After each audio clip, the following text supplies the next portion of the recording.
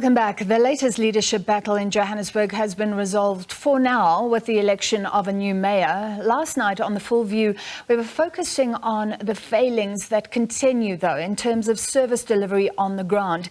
In that vein, a dangerous sinkhole has appeared at the intersection of 14th Avenue and Wilson Street in Fairland. Of course, Fairland is a suburb in northern Johannesburg, flanked by Northcliffe, Cresta and Darrenwood. And let's speak to Ward 89 councillor Leah Knott, who's been campaigning for this problem to be resolved for a long time. Councillor, thank you for being with us. I understand you've been concerned about this for some time. Just tell us how it all began. It seemed the sinkhole got bigger and bigger and more dangerous. Yes, so I started campaigning for this pretty much from February 2022. It exists due to a previous project carried out by Rand Water where they put the F46 pipeline through parts of Freden Park, and it extends from Ward 126 throughout Ward 129 all the way up to Wilson and 14th Avenue.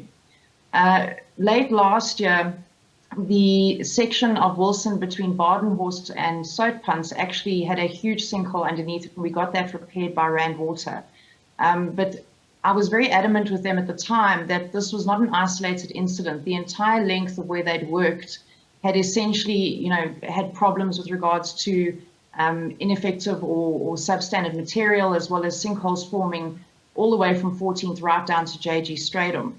And we did try go through the acting city manager at the time, Floyd Brink, but it was only really towards the end of last year when that section on by Badenhorst started collapsing, that Rand Water actually came, the crew contacted me, we met on site at JG Stratum, and they put together a team and got a contractor on site in order to deal with the problem holistically.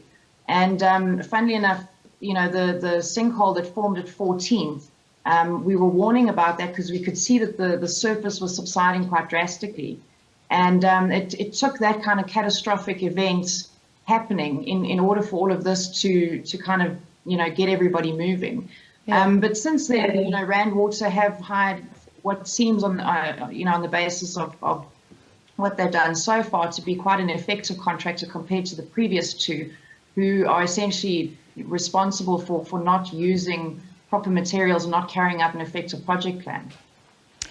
All right, so it took more than a year, essentially, but you believe that the contractors in place now, working with Rand Water, will ensure this doesn't become a larger problem than it is. Is that what you're saying?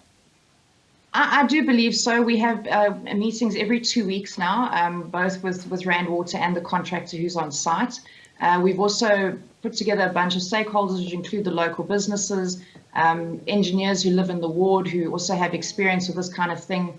We have a CLO from the ward that is working with the team. There are other issues, though, that were discovered by the contractor, and this is why I seem to think that they are much better equipped than the previous two who failed in this regard, who have identified other problems besides just the pipeline. And there were a number of Joburg water leaks that had to be contained, particularly in the Fairland area.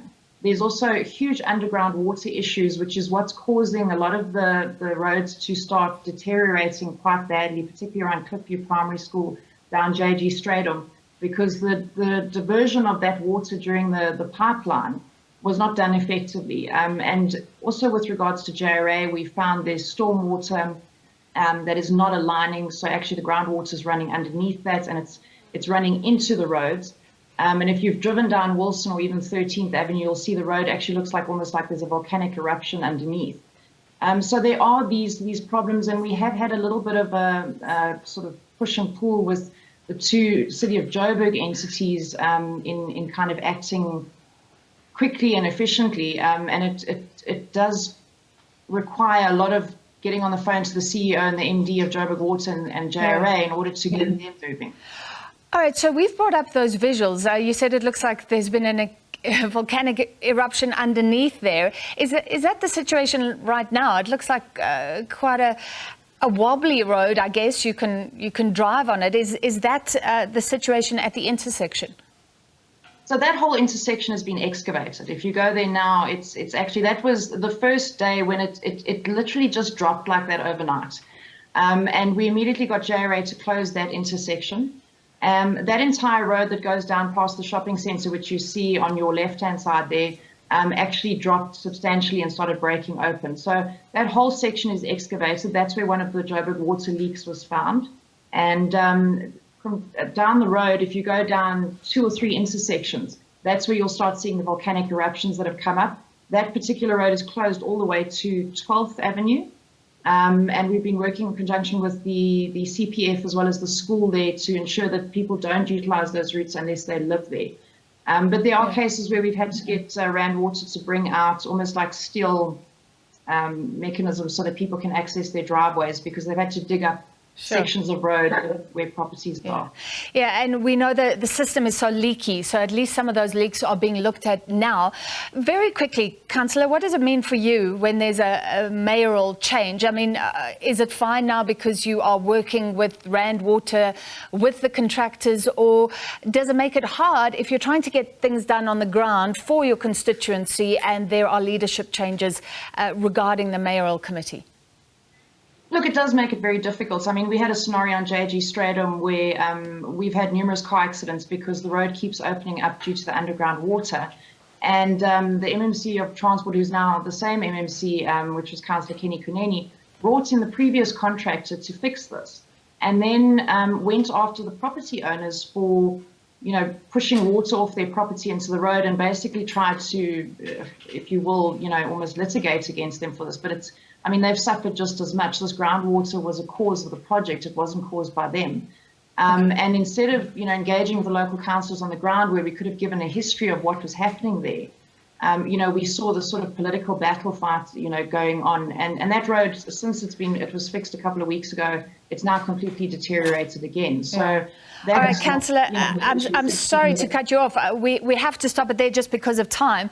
But thank you. I was just trying to get a sense of if it does make things difficult. And you're saying there's not that working level of cooperation between the different levels. And then, of course, the people at the top change anyway. Thank you for your time and we'll chat in future. Ward 89 Councillor Leah Knott.